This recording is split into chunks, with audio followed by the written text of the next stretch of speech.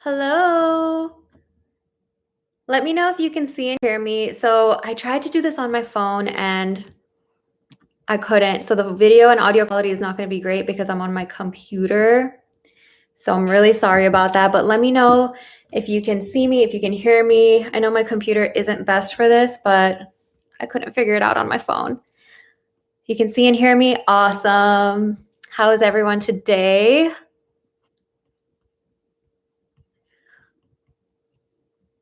Okay, cool. I think we're good here. So real quick before we start, oh my gosh, why does my hair look like a mess?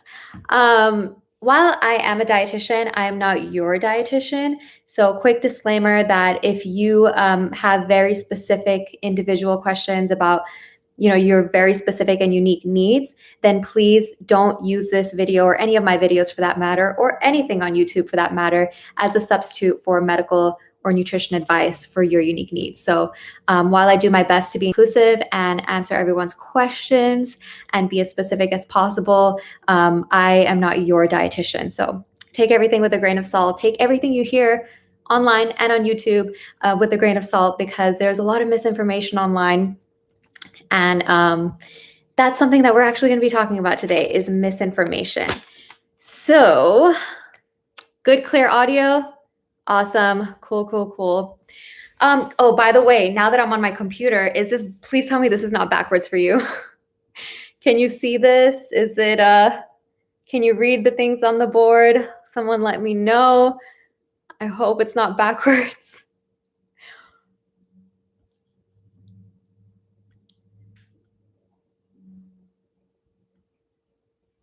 You can read it? Cool. Okay. Good. So one thing I wanted to talk about, and one thing you can see and hear me. Awesome. Thank you. So I wanted to start today by talking about something that's been on my mind lately. And it's not backwards. Cool. Bob. We have Bob here, right?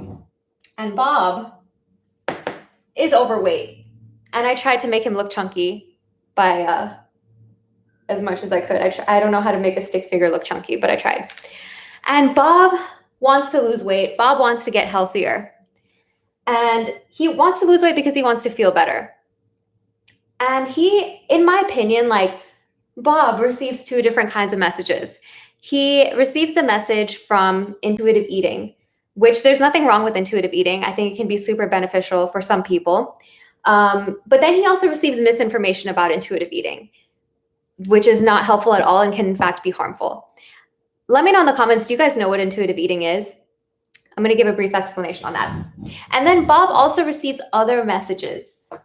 He receives messages about weight loss, which can be helpful, but then he also receives misinformation about weight loss advice, which can be harmful. So both of these scenarios, misinformation about intuitive eating and misinformation about specific weight loss strategies, can be harmful for Bob. And Bob is just confused because, rightly so, he's receiving all of these different and conflicting messages mixed in with the misinformation, and he doesn't know what to believe. So he is confused. I don't blame Bob. I want to help Bob. I feel really bad for Bob.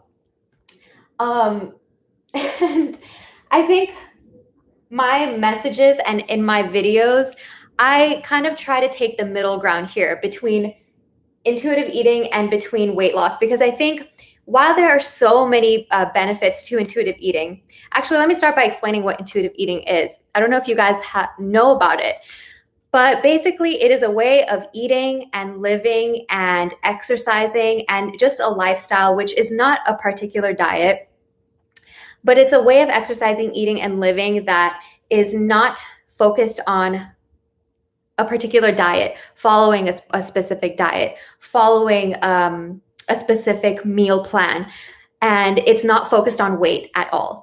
It's more focused on healing your relationship with food, eating when you're hungry, stopping when you're full, mindful eating strategies, and so much more. And it actually takes a lot of hard work. It's not easy. Because we've been grown up in a society that is really focused on dieting and restricting yourself and cutting out these food groups. and following fad diets. Like we talked about in my last live stream, there's a keto diet and intermittent fasting and paleo diet and all of these different things, which of course for some people that can be helpful. But my question is, how long are you able to sustain that diet? Are you able to stay on that diet for the rest of your life? Or are you kind of like cycling in and out of these diets? Are you starting a diet 1 month and then you're stopping it the next? Are you restricting yourself so hard that you end up binging and then restricting again and then binging and restricting, and the cycle just continues because it actually stems from restriction? Part of binging, not always, but part of it. So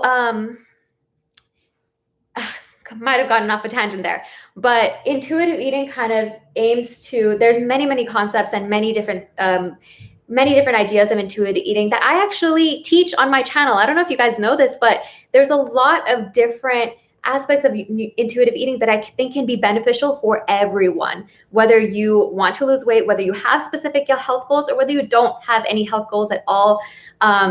Whatever it may be, I think intuitive eating can be beneficial. However, that being said, there's a certain population that may not benefit from intuitive eating at all. But a lot of the messages that I advocate for on my channel, a lot of my videos, like the hunger video, like the mindful eating series, a lot of that is some things that intuitive eating teaches. But then we get a lot of misinformation about intuitive eating from people that don't maybe not really understand it. Like, oh, intuitive eating is just eat whatever you want and don't worry about nutrition at all. It doesn't matter. Don't worry about weight at all. Weight doesn't matter. And that's misinformation about intuitive eating, because intuitive eating doesn't teach that. But misinformation about intuitive eating, that's the message that Bob is also getting. So yeah, there's so much to intuitive eating. And I think like when you start learning about it, it sounds so simple. It sounds like, oh my God, like this is easy. Like it's kind of what we did when we were born, right? When you're a baby and you come out of the womb, you cry when you're hungry. And when you get milk, you stop crying. You cry when you're hungry because you want milk, and then you stop crying when you're full, and then you stop drinking the milk because you're full. And that's kind of the message that intuitive eating aims to like help people with. But because of the very heavy diet related society that we live in today, we kind of lost that message. We lost the message of listening to our hunger and fullness cues. And some of us may not even understand or really be able to understand when we're hungry and when we're full, because it's so muddled with different messages in our society. And it's so muddled with like, I'm busy, or I'm drinking coffee and that's going to suppress my appetite and I'm not thinking about food. So it's a lot harder than it sounds. It takes a lot of work, a lot of hard work and effort. And it's not something that you might be able to just pick up in a day. And by the way, if you want to learn more about intuitive eating, I would recommend at least reading this book, intuitive eating book, but also doing the workbook, which is this. And this kind of like helps you put these things into practice. One thing I think I forgot to say is that, let's see, like in this book, the first kind of like principle in this book is to like get rid of that diet mentality. Get rid of that mentality where it's like you're always on a particular diet, right? You're always on the keto diet or the paleo diet or something else. It's to get rid of that, because the goal is not weight loss. Now, as far as my opinion on that, I believe personally, and this is my opinion, and feel free to disagree. Anyone can disagree with this, but my opinion is that someone can want to pursue weight loss and in a healthy way, and they can do that in a healthy way. And I know that in the intuitive eating community, that might be a little bit controversial, or some people may not agree with that, because some people believe that no weight loss is healthy at all. But I don't agree with that. I believe that you can't, like Bob, because I myself have seen clients that have come to me, over 90 clients that have come to me. By the way, I don't do nutrition counseling anymore. But when I did nutrition counseling back in the day, over 90 people have come to me like Bob, that just wanted help losing weight. And they were just so confused because there's so many different messages that they're receiving. And anyways, so one of the things, like I was saying, that whole diet mentality and getting rid of that diet mentality, because like those fad diets, who know, like how long can you really sustain that? Because if you can only sustain a diet for a month or 2 months or 3 months, is it really helpful, or is that actually futile? Because if you can only sustain restricting yourself for a certain amount of time until you binge, and then restrict again, and then binge, your weight is more likely gonna yo-yo rather than it being stable and steady for the long term. And isn't the latter what we want? We want even if we want to lose weight, we want to be able to keep that weight off, right? We don't want to lose it and then regain it, and then lose it and regain it, and binge and restrict and binge and restrict. So yeah, how long can you sustain it? Are you going to be able to meet all the nutrients that you need? Like, are you getting enough protein? Are you getting enough fiber? Are you getting enough vitamin A? And then, or are you like, or is that diet going to cause you to be more obsessed with certain foods, more obsessed with when is the next time you're going to eat? And these are the things that intuitive eating aims to help with. Because think about it, like, if intuitive eating is about, like, those that are skilled in intuitive eating and those that have learned it and have mastered it, they don't really think about food constantly. They're not thinking about, what am I going to eat next? They eat a meal that sustains them, that they feel satisfied, and then the next 3 hours pass, and then they eat again whenever they're hungry again. They're not constantly thinking about, what am I going to eat next? And like, is this a bad food? Is this a good food? They're not constantly judging themselves because of their food choices.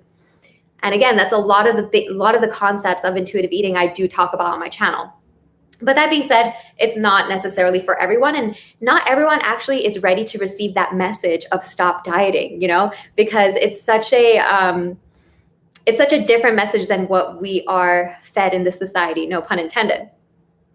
But again, misinformation about intuitive eating can be harmful. Like, oh, doesn't matter, weight doesn't matter, diet, like, just eat whatever you want. And that's not what intuitive eating preaches, but that's the message that Bob is receiving. On the other hand here, Bob also receives the message of weight loss advice. And maybe this comes in the form of what I consider healthy, sustainable weight loss advice. Like, I had that video that I did a couple months ago about like how to lose weight without counting calories. Okay, like I am in that video, I am not preaching like only focusing on your weight. I am not saying that you need to follow a rigid diet plan. You need to like work out this many times a day. It's not this drill sergeant mentality. It's not this just do it. It's easy, just do it. Calories in, calories out, just do it. While the theory is that, of course, like if you want to lose weight, calories in, calories out, that is the theory. That is the right theory. If you eat more calories than you burn, you're going to gain weight. If you eat less calories than you burn, you're going to lose weight. And that nobody's going to argue that. But I think the message gets muddled when it's just with misinformation that it's only about the weight. It's only about the calories.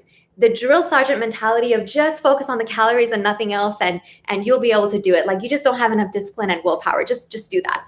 That's where misinformation can come in, and you can feel like a failure because you're not able to do that, because it's not sustainable, because it's not taking into account your lifestyle, what you're doing every day. You being invited out for tacos and, for dinner with your friends, you going out for a drink with your friends. It's not taking into account all of these different lifestyle factors. It's just saying, follow the meal plan or you fail. And that's not right. Follow this diet or you'll fail. And that's not right. So this whole message of misinformation, I hear sometimes is that it's only about weight or your appearance or your body fat percentage, and that's the most important thing that matters. And I disagree with that. I don't think that's the most important thing that matters. But I do think that you can want to lose weight. You can want that for yourself. You can want to lose weight because you want to feel better, because you want to get healthier. But you focus more on behaviors, like in that whole weight loss video that I have. You focus more on, okay, little changes that you can make that are sustainable over time. You don't focus on making big, like, going on a juice cleanse or fasting like for long periods of time or anything like that, which ultimately can lead to you binging again and just getting in and out of this whole diet and restrict, binge and restrict. But it starts with that restriction that leads to the binge a lot of times. Yeah. And so one thing also is that with intuitive eating, it's not really actually about weight. So the goal of intuitive eating, and if you read the intuitive eating book, you'll see that they don't focus on having like weight loss or weight gain as a goal. You might lose weight as a result of following the principles in here. You might gain weight as a result of following the principles, or you might stay the same. But the point is to heal any damaged relationship with food and make peace with food and not be so obsessed about what you're going to eat next. And it does take into account that one of the principles is nutrition. It is, eating to make sure that you have enough energy throughout the day, making sure that you're getting the nutrients that you need, but not in an obsessive way. But again, in my opinion, I've read this book. I've taught some of my clients this. I've done some of the intuitive eating workbook. And in my opinion, like, I personally believe that you do have to have a little bit of knowledge in nutrition and a little bit of background in nutrition. And unlike Bob, who's super confused and doesn't know what to do, you might actually have to learn a little bit about nutrition and about healthy eating and about how fiber and protein is very satiating and the importance of certain vitamins and minerals before you can fully commit and really do intuitive eating, in my opinion, and really get the most out of it. So yeah, again, it's not for everyone, but maybe ultimately for a lot of people, it could be the goal. But yeah, like I said, like I hope that my messaging and my channel and like my videos are gonna have like a healthy balance between like these two things, because I think where my message differs from intuitive eating is that, like I said, I believe that you can want the goal of weight loss. I don't think there's anything wrong with wanting to lose weight, especially in this society where a lot of us are at a higher weight than we want to be. And maybe we just don't feel comfortable with that. And maybe we want to lose some of that weight.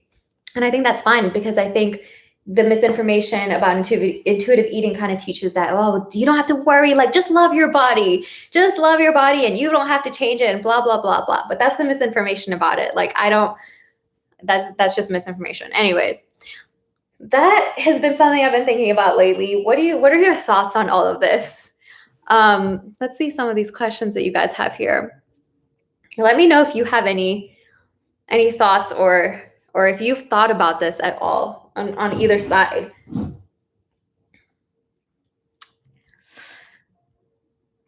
Yeah, there's definitely more to it. Like, there's so much to it. It's not even just about reading this book and now you know how to eat intuitively. It takes a lot of hard work. It's not something that you would even get in a day. And even if you're not even like emotionally ready to receive the information here, because it's so different than what we are taught in this society, if you're not emotionally ready to receive it, then it's going to be impossible to do. And even I know with those who have eating disorders, it is not. This is something that I think a lot of intuitive eating dietitians and therapists recommend, but only like towards the end of eating disorder recovery, or when you're fully recovered from your eating disorder, because you may not be ready to receive some of the messages in this book. Let's see. Carlos, never saw it that way, but that makes sense. Interesting. So have you guys, let me know how many of you guys have heard about intuitive eating before. Misty Blue says, I'm struggling to lose on 1,200 calories a day. That's very few calories, and I would question if that's enough for a healthy adult. Because, like I said, I've seen a lot of clients and calculated their calorie needs, and it's always above 1,200 calories. If you're interested in a calorie calculator, instead of doing MyFitnessPal, I would recommend looking up like a TEE or RMR calorie calculator, and then putting in your activity level. Your activity level could be from anywhere from 1.2 to 2, and depending on how active you are, because the more active you are, the more calories you burn.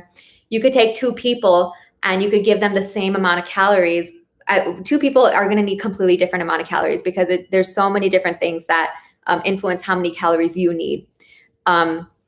But yeah, I would question if 1,200 calories is enough, because it can be really difficult to meet all of the nutrients that you need, all the protein and the fiber and the vitamins and minerals on only 1,200 calories a day. And in fact, if you're restricting so much and you're not giving your body the calories that it needs, there's a lot of different things that can happen. One day you eat 1,200 calories, and the next day your body is going to kind of like tell you, oh, I'm going to make you more hungry than usual because you didn't give me enough calories today, like yesterday. So I'm going to make sure that your hunger hormones are doing its thing. So you give me enough calories the next day.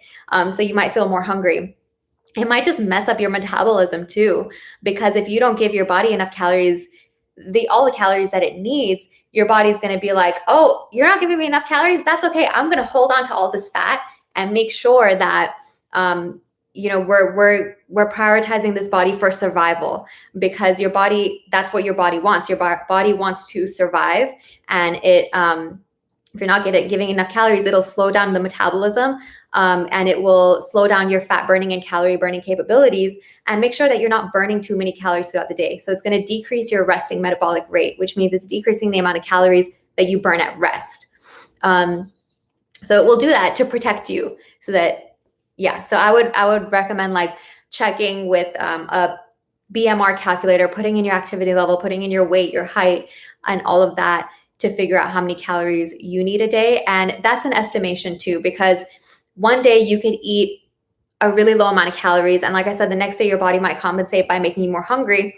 But that's okay, because even if, let's say you need about 1,700 calories a day, and over the week you average about 1,700 calories, that works too. Like one day you could eat 1,200, the next day you could eat 2,000. But if over the week you average about 1,700, about the amount that your body needs, and I'm just throwing out a number there, then that's okay too. Like it doesn't have to be every single day you have to eat a very specific amount of calories.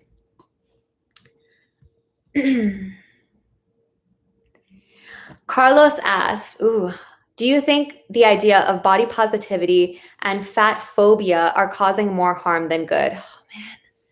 Oh, man. Hitting me with the tough questions. So body positive, see, the thing is, I don't know enough. I think I don't know enough about these topics to really have a solid and meaningful opinion on this. But I will say that this whole thing that I've like been thinking about, and that has honestly caused a lot of sleepless nights for me, and has made me question my career as a dietitian, has made me question my messaging as a dietitian, has come from a lot, like the mixed messages and the misinformation about those things. Because in my opinion, hold on, I need some water. I'm talking a lot.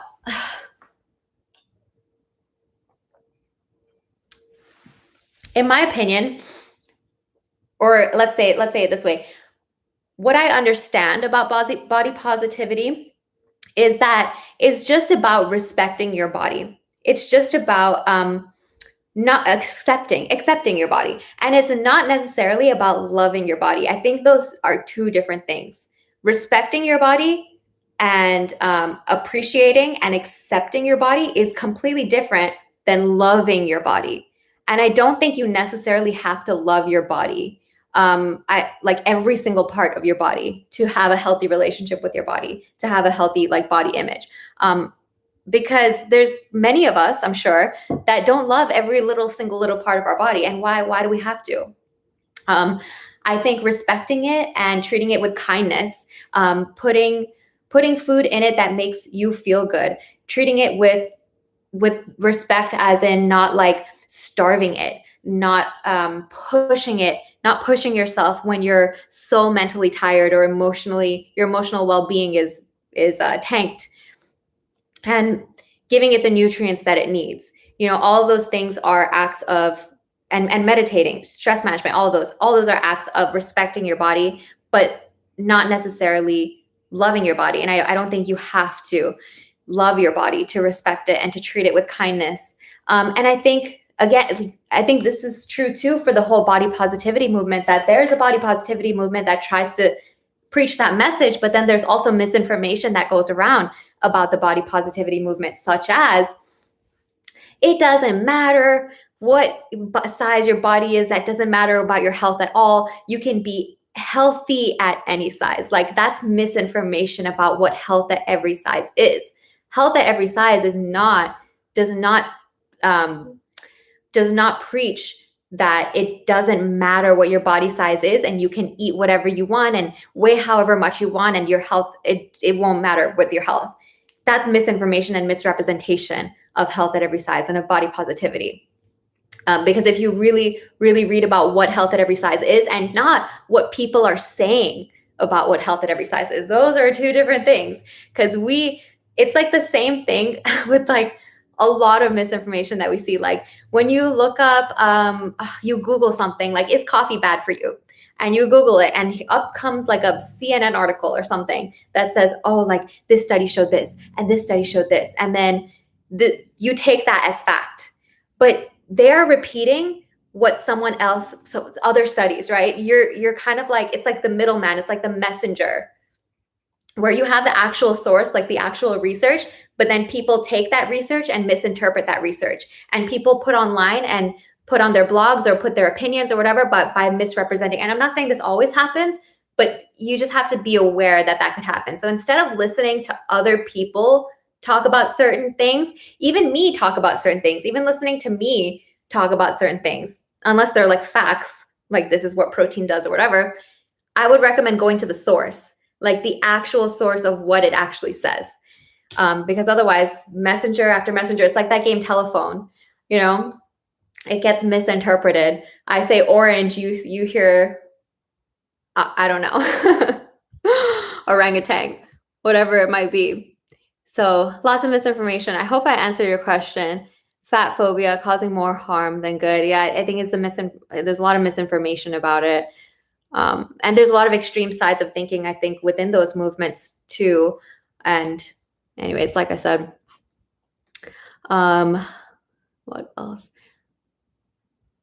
Practically balanced, how does intuitive eating differ when you cross over to endurance, sports, nutrition, cycling? How does intuitive eating differ when you cross over to endurance, sports, nutrition? Oh, that's a good question, because that might be another reason why I'm not an intuitive eating dietitian, and I don't preach intuitive eating to every single person, because it may not be right for every single person. And in my opinion on this, I don't believe that intuitive eating's message is about eating for eating for performance or anything. I think the message in intuitive eating is more so having a healthy, relaxed relationship around food, helping people who maybe don't have such a great relationship with food, helping people get out of the diet mentality and get out of the mentality of like, eat this way to look this way, or eat this way even to perform this way. Because I've never read in this book, and I might be wrong on this, I might be completely wrong on this, but I've never read in this book or the intuitive eating movement that eat this way to perform this way, for very specifically. It's not specifically about eating in a certain way to even decrease health risk, eating in a certain way for diabetics, eating in a certain way for those with heart disease, eating for low sodium. It's not about that. So I don't believe that this book would be for people who want to enhance their exercise performance in any way. Oh my gosh, I feel like I'm talking so much. Sorry.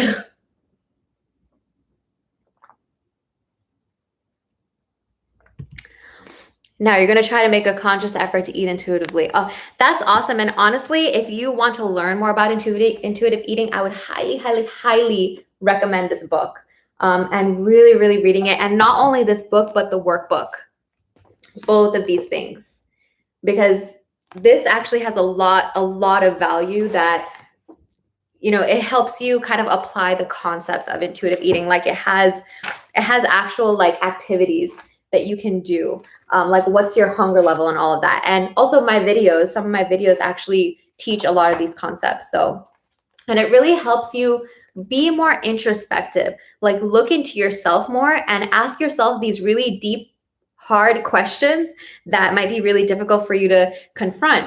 But I feel like also if you really struggle with having a healthy relationship with food, you would benefit from maybe seeing an intuitive eating dietitian as well and working with the dietitian on this. But yeah, I would start by trying this workbook, trying to read this stuff. Let's see.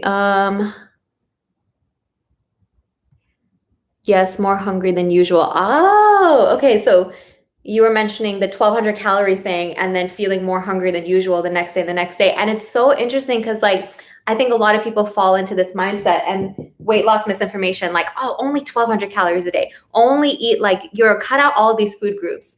And that can be super harmful. and that can actually defeat the purpose, defeat your goal. Actually, I had a client who's now actually one of my good friends, and I met her because she was telling me that she's going to try this like cabbage soup diet, and it's like only this many calories a day and you only eat cabbage soup. Oh my gosh. And I was like, girl, what are you doing? You're going to mess up your metabolism. You're going to mess up your metabolism if you only eat that. If you're not giving your body enough calories, enough protein, and all of that, your body is not going to like that. And so then she actually became my client for a while, and she's now one of my good friends. But she said like that moment that I told her about that, it kind of changed her thoughts about that. And now she doesn't do those kind of diets anymore because she realized what she was doing. So let's see. What are some of the benefits, if any, of sugar in your opinion? Ooh, good question. Benefits of sugar. So here's the thing. Carbohydrates, we have the whole thing of carbohydrates. Actually, let me demonstrate on here. Do you guys mind if I erase this? Sorry, Bob, you gotta go. We're moving on to a different topic, Bob. It's gonna be okay.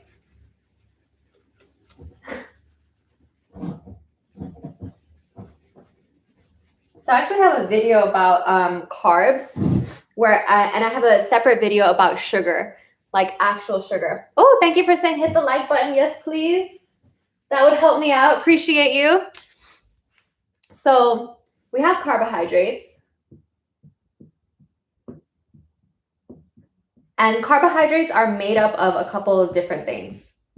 So one component of carb is sugar. Oh my gosh, you guys are going to see how bad my handwriting is actually. Hope you can read this. Another component of carbohydrates is fiber. Another component is sugar alcohol. And I'm not talking about the molecular structure like fructose, glucose, and all that. That's a different thing. So we have one component, which is sugar, right? And so these are going to be found in, like you can find it in like cookies and cake and candy, but then also sugar is found in fruit. And there's some natural sugars also found in vegetables and other whole foods. But then there's also agave and honey and all of those things. And I actually have a video on that. But then we have fiber, right? And fiber is a type of carbohydrate. I think a lot of people don't realize this, but fiber is a type of carbohydrate. And you can find carbohydrates that are high in fiber in foods like vegetables and fruit. So fiber actually acts as a sugar stabilizer. So whenever you eat a fruit, let's say you eat a high fiber fruit like apple or something. The apple has sugar, but it also has fiber. So actually, even though maybe an apple has like 20 grams of carb in it and like 20 grams of sugar, you might be getting, I might be making this up, but maybe like 5 or 6 grams of fiber in there. And that fiber is going to hold on to that sugar in your blood and slow down that blood sugar absorption so that your blood sugar doesn't go spike like crazy. And I think even the other day I had a patient at the hospital who had this misconception because he was a diabetic. He felt that he couldn't eat fruit at all. And that's just not true because fruit contains a lot of beneficial fiber along with a lot of other nutrients that is good for our blood sugar because it helps stabilize the blood sugar over time with that fiber. Now you can definitely eat like 10 peaches in one sitting, and that wouldn't be the best because you're getting a lot of sugar there and you're getting just a tiny bit of fiber, and that's not the best for the blood sugar. Then sugar alcohols is a different thing, but you asked about sugar, so I'm trying to stay on topic here. So there's certain like you probably deduced from what I just said, there's certain types of carbohydrates or sugars that are actually good for us, like those found in fruits and vegetables. And then there's certain types of sugars like agave and honey and cane sugar and coconut nectar, which are those sugars that are just going to spike our blood sugar and drop it. And I know there's this misconception that agave is healthier, honey is a healthy sugar. That's not actually true because it's processed the same way in our body. While some of those kinds of sugars might have certain vitamins or minerals in small amounts, like molasses has a little bit of calcium in it, sure, but it's still sugar. It's still going to be processed as sugar in the body. So yeah, any of those sugars you want to do in moderation, and the sugars that are naturally found in fruits and vegetables, those are always great to increase. Hope that helps. I have mixed feelings about getting information directly from the source because a lot of people, myself included, don't know how to interpret scientific papers. But I think getting interpretations from a variety of experts is helpful. Oh, glad you said that. Absolutely, because I was thinking about that as I was saying it. Like, not everyone knows how to read scientific papers. Like, they're tough. They are tough. I even have trouble. Like, I learned about it during my degree, but I still like it's tough to read some of those papers and interpret it sometimes.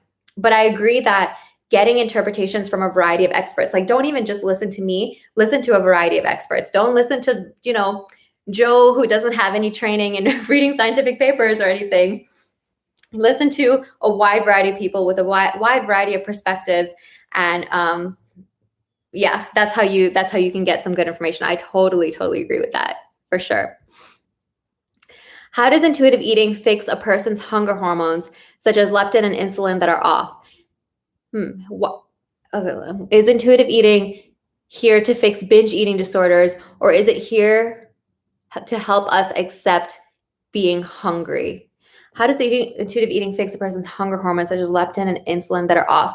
So I don't know if intuitive eating specifically works to improve like hormone issues. I think that might be there might be a subset of the population that may not benefit from intuitive eating, like those with hormonal issues. Those people may have to work on some other nutrition related things before they can totally dive into intuitive eating. They might have to do something completely different, because intuitive eating is about putting less focus on food and being less obsessed with food. So it's more focused on like the emotional well-being that surrounds food, rather than eating for a specific health condition or to improve a specific health marker, or in any kind of like that kind of way. So maybe that might be a part of the population that may not fully benefit from diving into intuitive eating completely. And I do think intuitive eating is aiming to help reverse binge eating disorders. But I also think that those with binge eating disorder or any kind of disordered eating, again, may not be ready to fully just dive into intuitive eating right away. They might have to be on the path to recovery, or almost recovered, or actually recovered before they can start intuitive eating. But I do believe that a lot of the concepts that this teaches is to get out of that binge restrict mentality, right? And because a lot of it starts from restricting. And that's what these dietitians have seen in their practice, that there are people that restrict and restrict and restrict, and you only eat 1,200 calories, or you're not on paleo, and now you're on keto, and now you're just jumping from one diet to the next. But then that's causing you to like miss certain foods because you're like, oh, I can't have that. But then you want it more, right? Because like, what if I put you in a room and I said, whatever you do, don't press that red button. Whatever you do, don't press that red button. Like that might be all you think about. Then you might want to press that red button because it's all you think about. And that's what can happen when you're in and out of these diets, when you're restricting. It just causes you to binge. And that's one of the things that intuitive eating aims to help people with, is to get out of that cycle. Forget diets, forget all of that,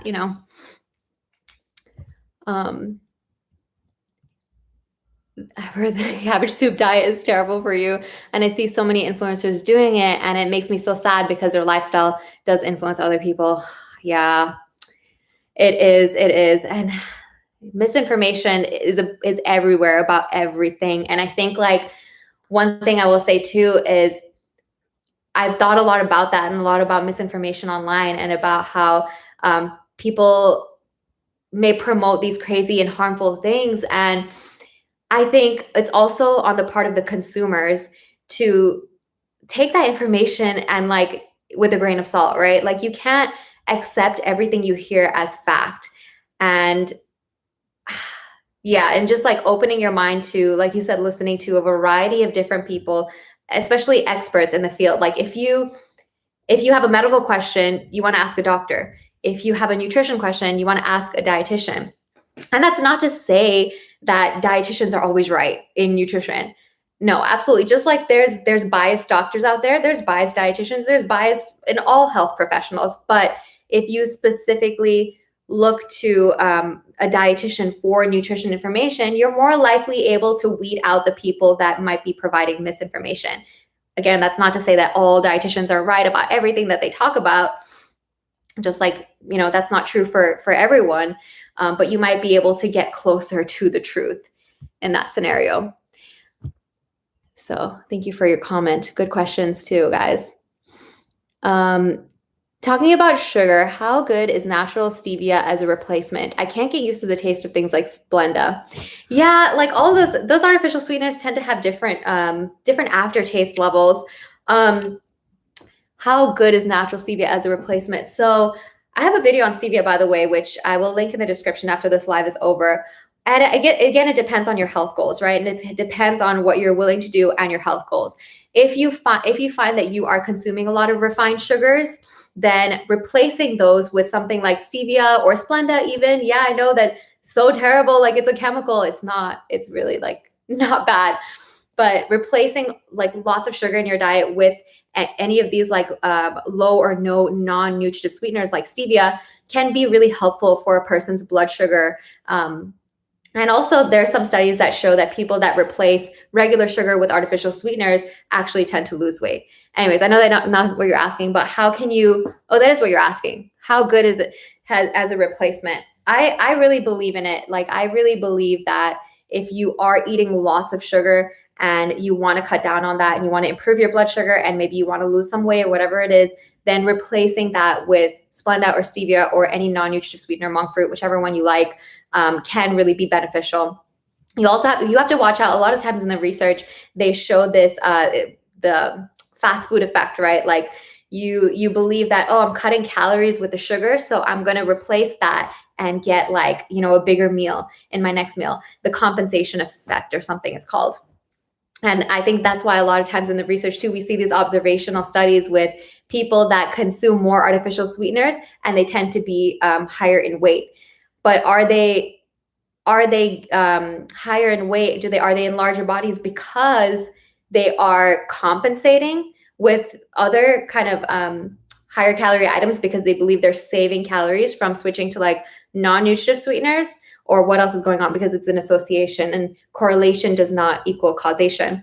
So yeah, in my opinion, I do believe in using those non-nutritive sweeteners as a replacement.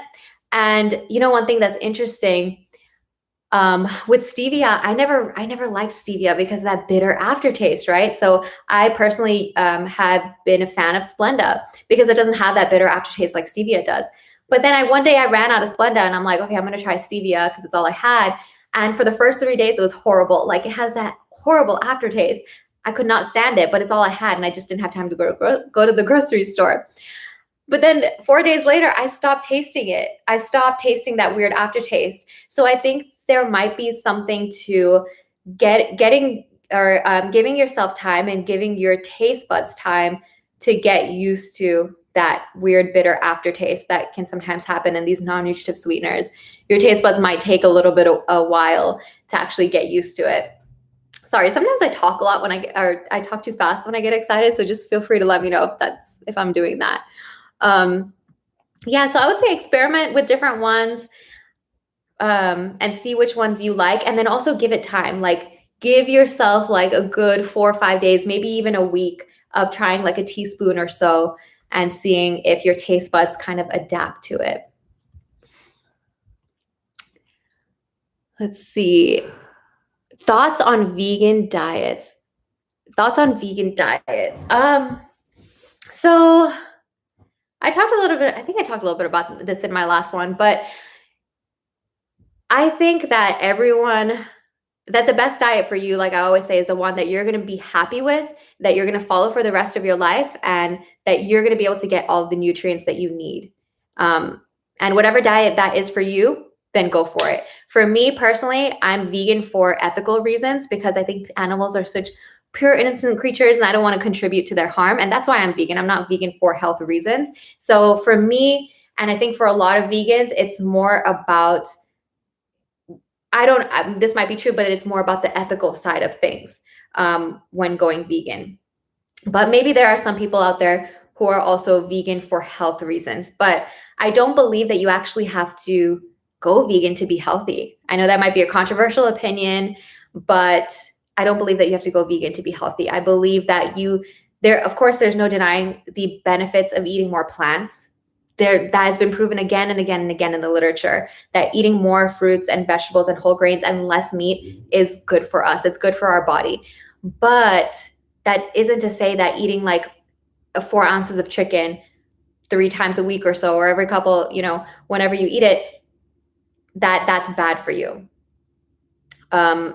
However, like oxtail, something like oxtail that's super high in saturated fat, eating that, like 3 ounces of that a couple times a week, that's not the best thing because there's so much saturated fat and cholesterol in that, especially for someone who has a family history of high cholesterol. There's so many benefits to eating beans, eating plants, and all of that. So I don't believe you have to fully go vegan, but I do believe that there's a lot of power and beneficial nutrients in plant foods. I hope that answers your question. What's the harm in avoiding all animal foods? I don't necessarily think that there's any harm in avoiding all animal foods, but again, this is going to be super individualized. For some people, that might be too restrictive for them. Some people might feel that, and I really believe that one part of the reason that it might be harmful is if you're not coming from the right place, if you're not coming with the right why power. Like if the reason that you're doing it is because you want to, you're trying to restrict yourself, or you're coming from like kind of a deprivation mindset, or you're coming, and only you can tell me. I can't tell you if you are. Only you can tell me if that's the mindset you're coming from. So you kind of have to ask yourself these questions. Why are you wanting to avoid all animal foods? And when you do it, is it feeling like restrictive? And are you feeling like you're in that restrict binge cycle? Or are you feeling like this is something that aligns with your morals and ethics and it's something that you just want to do? Find out what your reason is. And the nutritional side of things, avoiding all animal foods, there are definitely nutrients of concern that you would have to pay attention to. Like if you are vegan, there are definitely a list of maybe like 5 or 6 nutrients that I would say super, super important that you need to make sure that you're getting, because a lot of those are not found as much in vegan products, such as B12, such as calcium. Calcium is fortified in certain products. So there are certain supplements that you might have to take, like B12, like vitamin D. And that's definitely something to think about if you are avoiding all animal foods. Have you done any counseling with children? How do you promote a healthy weight and nutrition while also promoting a healthy relationship with food, such as nutritional counseling? So I've never done counseling with children. My specialty is adults, so not my area of expertise. Isn't intuitive eating kind of bad advice? Because if your intuition is telling you to eat fast food all the time, you aren't even going to be healthy. That's a good point. Like, I don't think, okay, so he says, is intuitive eating kind of bad advice? If your intuition is telling you eat fast food all the time, you aren't going to be healthy. There's a lot of different components to this. This is why I'm saying intuitive eating is not something that I can't even explain it in this video. It's something that you have to experience for yourself, because one side of this, the answer to one side of this is that if you are, a lot of people that intuitive eating is working to benefit is those that are in this restriction diet mentality mindset, right? And if you're so heavy into restricting yourself and you're saying to yourself, like, I will never eat fast food ever, and then you binge on it, but then you restrict and you binge again, that's where intuitive eating is going to help, right? So one of the things of intuitive eating is to, don't have any forbidden foods. And if you're restricting those foods, then you're going to incorporate it and just eat it whenever you feel like eating it. And while I think that can be taken to an extreme, though, and that can be taken into the misconception about intuitive eating, because it also says, in addition to that, you want to pay attention to how you feel. You want to pay attention to your hunger levels and your fullness levels too. So it doesn't promote eating fast food all the time and being unhealthy, because it also says, well, yeah, eat your fast food, but also, you're going to learn about your hunger. You're going to learn about eating when you're hungry and stopping when you're full. You're going to learn about how different foods make you feel. And naturally, when you learn about those things, you'll start to make healthier choices naturally. It may not happen at first. At first, if you're so used to just restricting yourself, you might you might really, really binge on those foods for a certain period of time because you've been just depriving yourself for so long. And you might really binge on that. But at the end of the day, intuitive eating does also talk about listening to your body, listening to your hunger levels. And also there is a principle in intuitive eating about nutrition and honoring your body with gentle nutrition. So it's not about not caring about nutrition at all and just eating whatever you want to eat and just not worrying about your weight or health or anything. That's a misconception about intuitive eating. So there's a lot more to it than just eating whatever you want. It's really about learning. And that whole thing about just eating whatever you want is also a psychological thing. Like they'll tell you don't restrict any foods. And that may sound like, oh, you're going to eat everything. But it's actually a psychological thing. When you tell yourself, I'm no longer going to restrict certain foods, you may not actually want to eat all of those foods like all the time. At first, you might want to binge on them. But then as time goes on, you will start to trust that those foods are going to be available whenever you want them. And that's a mindset shift. When you have that mindset shift of like, oh, I can get that cookie whenever I want. Today I don't want it. Maybe tomorrow. And then eventually you have ice cream in your fridge and you completely forget about it. And that's the kind of the psychological and like mental benefit of intuitive eating and following intuitive eating, which I think is super valuable. But again, like not everything in this book do I completely agree with, such as focusing not on weight at all, because I do believe that it is important. Like if you do want to lose weight, that's fine. You can have a goal of weight loss and you can still do that in a healthy way, but with the proper tools and all of that. So hope that answered your question. But I'm really glad you brought that up, because I think that's one of the misconceptions about intuitive eating is that just it's a free for all. Don't worry, eat all the junk food you want. That's not what it's talking about. That's what it's misinterpreted to be, I think, a lot of times. That's why I started with that, because it's been on my mind a lot. Yeah. So is there such a thing as empty calories? Also, do you think food impacts sleep? Yeah, I do believe there is a thing such as empty calories. So empty calories would be things like, in my opinion, like sodas, like regular sodas that just give you like lots of refined sugar and no nutrients, because empty calories is just a term to describe, like there's two different things in my opinion. Woo! Where's my eraser thing? Here we go. So empty calories versus nutrient dense calories. Like we have empty calories. Oh my gosh, my handwriting. Versus nutrient dense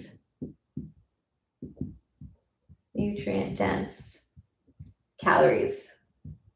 We need calories to sustain our bodies. Everyone needs calories to survive. But yeah, there are certain foods that may be considered empty calories because they may just provide sugar and no vitamin A, no fiber, no nutrients, no any antioxidants or anything that is actually going to benefit our body in a physiological way. But then we have nutrient-dense foods, things like fruits and vegetables and whole grains that have calories, but they also have lots of vitamins and minerals and fiber that are so beneficial for our body. So absolutely, empty calories versus nutrient-dense calories. And for everyone, really, we want to focus on eating more nutrient-dense foods, but also keeping in mind that there's no one food or one meal that could ever totally ruin your health. Like if you were to eat one cookie one day, even though that's not technically empty calories because cookies still contain some nutrients, but there's no one meal or one food that could totally ruin your health, is I guess what I'm trying to say. Would you mind linking the IE workbook and book? Yes, I will totally link that for you guys. I got mine from Amazon, so I will link those in the description. I'm an Amazon affiliate, so there will be affiliate links, which means that I may get a small commission if you buy them, but at no extra cost to you or anything like that. Are meat eaters ever deficient in B12 or vitamin D?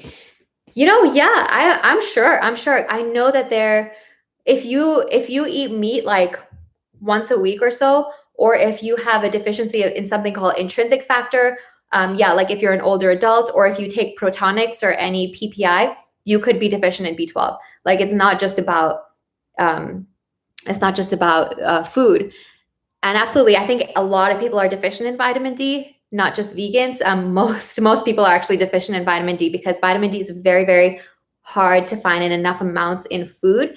Yeah, we get some from the sun, but that I wouldn't recommend getting vitamin D from the sun always, because you want to wear sunscreen. There's a risk of skin cancer and all of that. So it's much better, I think, I think the take home message of all of this, and I have a video on this where I just ramble about it, but I think the best thing to do is to get your vitamin D levels checked by your doctor and correct any deficiency with a supplement. I think for most people, and I'm not saying for everyone, but I think for most people, a vitamin D supplement is a lot better than trying to get enough vitamin D in food or through the sun. For most people, for some people, maybe that not be true, but I think like for most people and most clients that I've seen, it's much better to take a vitamin D supplement. But remember, vitamin D can build up in your liver and cause toxic side effects if you take too much in supplement form. So that's how I'd recommend going to the doctor, seeing a dietitian, asking them how much vitamin D should I take based on my lab levels and all of that. Personally, I take about 1,000 IUs of vitamin D, and my levels have not been great. So I need to go. Actually, I just got mine checked recently and they've been okay. But yeah, anyways, I go off on tangents. Sorry about that. Let's see. It seems that some dietitians state that B12 is only a problem for vegans. Huh, interesting. Yeah, I mean, I think like it's more pronounced. Like, I think a B12 deficiency is definitely more common in vegans and vegetarians because B12, meat does have B12 in it. When you eat meat, you are going to get some B12. However that is, you're going to get some B12. And in any, like, there's very few vegan products that are fortified with B12. There are some plant-based milks that are fortified, and then there's nutritional yeast. And then there's maybe some plant-based meats that are also fortified with B12. But yeah, you can and it also, even if you don't eat a lot of meat, like if you only eat like 3 ounces of meat once a week, and that's all the meat you eat, and you don't eat any dairy or anything else that has B12, then yeah, you should definitely take a B12 supplement, or at least get your levels checked and assess yourself for a B12 deficiency, because you could definitely be deficient. But if you eat a lot of meat, then it's unlikely.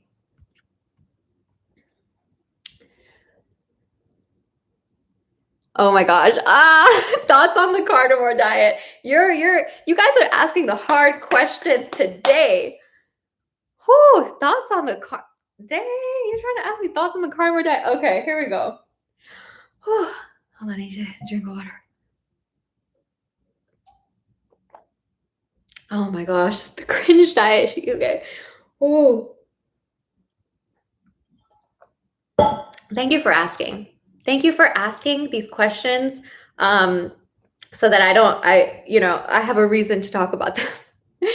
So the carnivore diet, where do I begin on this one? In my humble opinion, the carnivore diet is kind of irresponsible to the environment and to our animals. First of all, we eating that much meat and eating that many animals and contributing that much to animal cruelty and animal suffering and the killing of animals for our food, when we know that our society is not going to be able to, our world is not going to be able to sustain that for very long. It's kind of an irresponsible move to me. It's also very expensive. In terms of health, not the best for your health either. And I think that there are a lot of cherry pick studies. Like, I saw this one study going around that basically said something about idiopathic, there was a group with idiopathic constipation. And when they went on the carnivore diet, their constipation resolved. They were having normal bowel movements again. But there were so many holes in that study. And like, that was one study. You can't just look at one study and take that as fact, because you can literally find any study that says everything. You want to look at scientific consensus.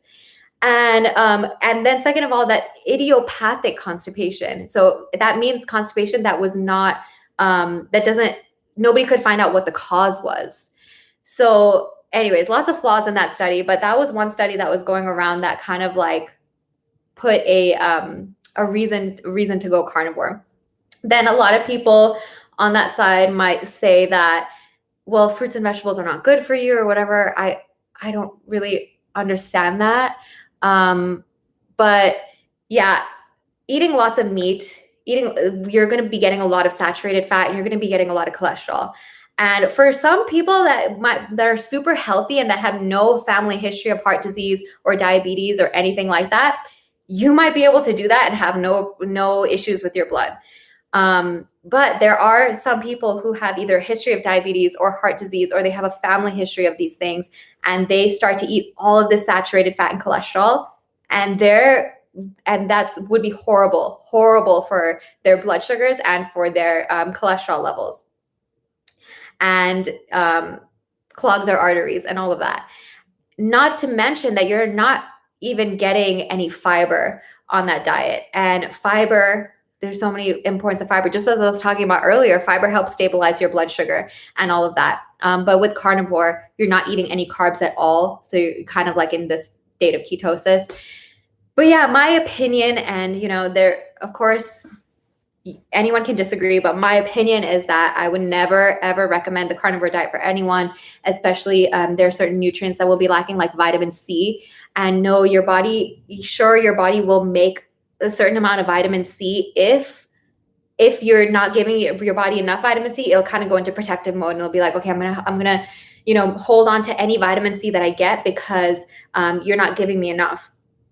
But I would not recommend it for anyone. It's really important to eat vegetables and eat lots of plants. And that's been proven again and again, and not just one study, but in many, many studies over a long period of time. We know how beneficial fruits and vegetables are. So yeah, very controversial stuff here, but thank you for asking. I will give it a shot to try Splenda again. How concerned should we be with our body mass index? Can we use those numbers as an indicator that we are eating healthy? Oh, good question. In my opinion, body mass index, or BMI, is not a very reliable measure of your health at all. It's kind of outdated. It's basically a estimation of your height to weight, and it can be really skewed in those that are super tall and super muscular. Because it might show that these super, super tall, super muscular people are overweight when they're actually not, and they're super healthy, because it doesn't take into account the muscle that you have on you, because muscle actually weighs more than fat. So you could have someone that's 120 pounds that has more muscle than fat, but you could have another person that's 120 pounds that has more fat than muscle. And that's why I think body fat percentage is a better indicator, because obviously you want more muscle, and that's not to say that you don't want any fat at all, but that's why I don't agree with using BMI as a metric for health at all. I think it's so much more important when it comes down to it, it's so much more important to look at your meals, look at your stress levels, look at your eating patterns, in that way, in like that more holistic way, rather than one number like the BMI. I don't believe that it's a good indicator for whether or not you're eating healthy, but it might be, if you are trying to lose weight, it might be a good measure to just pay attention to. But I think actually more importantly, just weighing yourself like once every 2 weeks. Or I know there's one of those, like I have it actually, it's a body fat percentage scale, which gives you more of a picture of how much muscle versus fat that you have. That might be a much better measure of your body composition than just BMI, because BMI is very, very limited.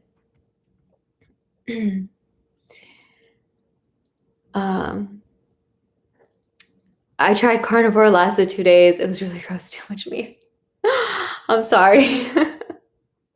Thought it would help with IBS, but actually made it a lot worse. Oh, lots of joint inflation too from the red meat. Oh my. Yeah, with IBS is tricky because there could be so much going on there.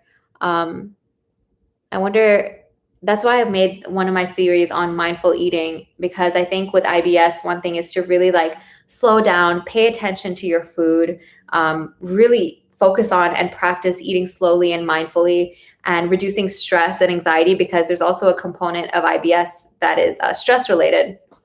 So interesting. Did I miss any questions here? Let's see. Any other questions?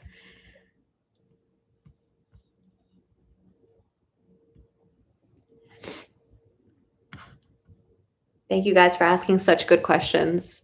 Let's see.